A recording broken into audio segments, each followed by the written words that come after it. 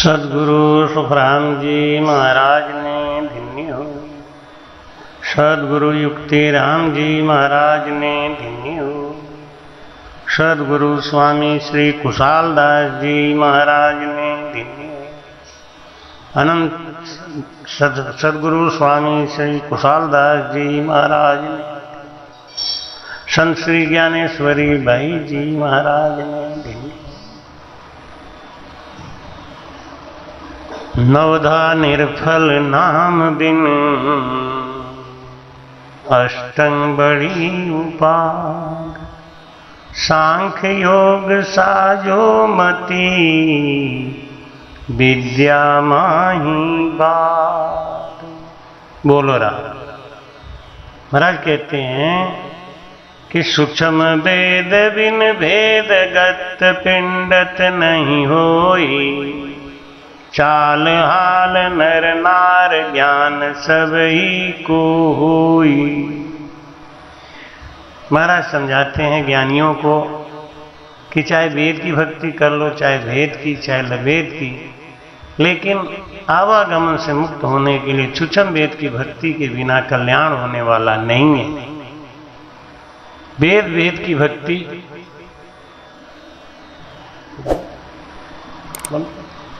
वेद की जो भक्ति है उसमें फल मिलता है और इसी तन में मिलता है, इसी जन्म में मिलता है, इसके बाद कुछ नहीं होने वाला।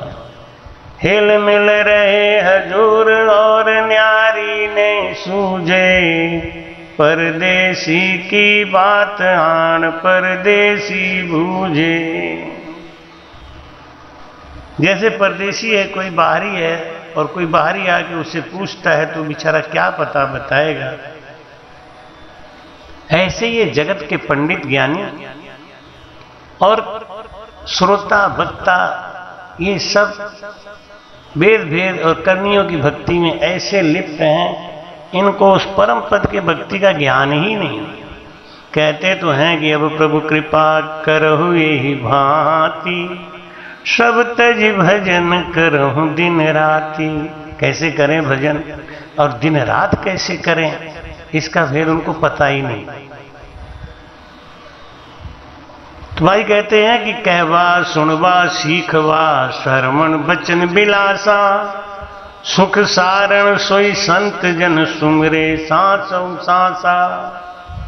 संत कौन है? जो सांसों सांस भजन कर रहा है। बाकी महाराज जिसको कहते हैं कि हिलमिल रहे हुजूर और न्यारी नहीं सूझे, बस ये केवल वंशजों से क्या, पीढ़ियों से क्या, कई जन्मों से वही ज्ञान, वही मतलब। अरे उसके भेद को तो समझो भाई। भजन किसको कहते हैं, भजन कैसे किया जाए, 24 घंटा बिना रुके भजन कौन से हो सकता है, क्या है वेद? हम क्यों नहीं पूछते संतों से? वो क्यों नहीं बताते इसका राज? क्योंकि उन्हें पता ही नहीं है। क्या बताएंगे? वो बेचारे कथा कर करके बस वचनों से, भावनाओं से लुभा के, जीवों को रुला के, सुला के बस 4 पैसे कमाई कर ली। कहाँ कहे उन देश की सुख संपत वो आए, पिंडत संग सुख राम जी रहो जगत उलझाए। ये जगत पंडितों के साथ लगा, ज्ञानियों के संग लगा हुआ, विद्वानों के संग लगा हुआ। वो अनुभव में आने वाली जो चीज है उसका उनको गम नहीं है, और वो जब जिसको गम नहीं है वो क्या बताएगा?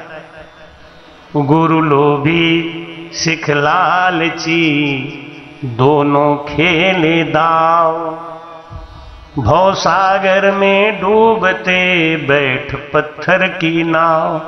चेला गुरु से इसलिए लगा हुआ है क्योंकि गुरु की महिमा होगी तो गुरु के संग हमारी भी महिमा हो जाएगी। गुरु को उसने सीढ़ी बना रखा है,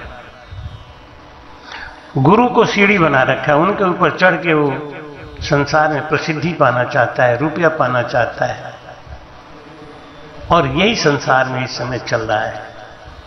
चेले के फंद में गुरु फंसा हुआ है। चेला गुरु को इसलिए प्रयोग कर रहा है कि उनके ज्ञान के सहारे वो अपनी महिमा करा के एक दिन उनसे भी आगे निकल जाए। हिलमिल रहे हुजूर और न्यारी नहीं सूझे। कहाँ गए उन देश की, उस देश की बात ना इनको पता है ना ये देते हैं। भाई कहते दाल दरी ढिंग जाए आन निर्धन घर किया। कोई निर्धन आदमी है वो दरिद्र के साथ कर ले तो वो क्या देगा, उसको क्या दे सकता है। अब अंधा आदमी और बहरा आदमी से दोस्ती हो गई तो अब वो दोनों एक दूसरे को क्या देंगे। अंधा कहता है बहरे से कि मैं तेरे सर पे बैठ जाता हूं, कंधे पे मुझे बिठा ले, मैं तुझे रास्ता बताऊंगा, तू देख नहीं सकता मैं सुन नहीं सकता, इसलिए चल हम दोनों एक हो जाते हैं। हम देख नहीं सकेंगे तो सुनेंगे, तू देख सकेगा लेकिन सुनेगा नहीं, तो एक दूसरे का काम चल जाएगा। ये संसार ऐसे ही नार उधारे जाए कहाँ धन का डर दिया। भाई कहते हैं कि इस तरीके से अंधे का साथ करके अंधा पार नहीं हो सकता। अंधे अंधो लार पंगे पंगे संग होई, तिरिया मेरी संग काज एको नहीं कोई। अंधा अंधे के संग रहे, पंगु पंगु के संग रहे, स्त्री स्त्री के संग रहे तो कौन सा फल मिलने वाला है।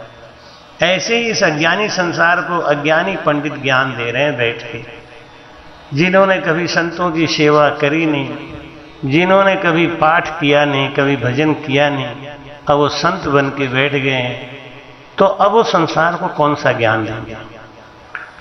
जितना संसार जानता है उससे भी ज्यादा अज्ञानी वो संत बैठा हुआ है, तो वो कौन सा रास्ता सुझाएगा।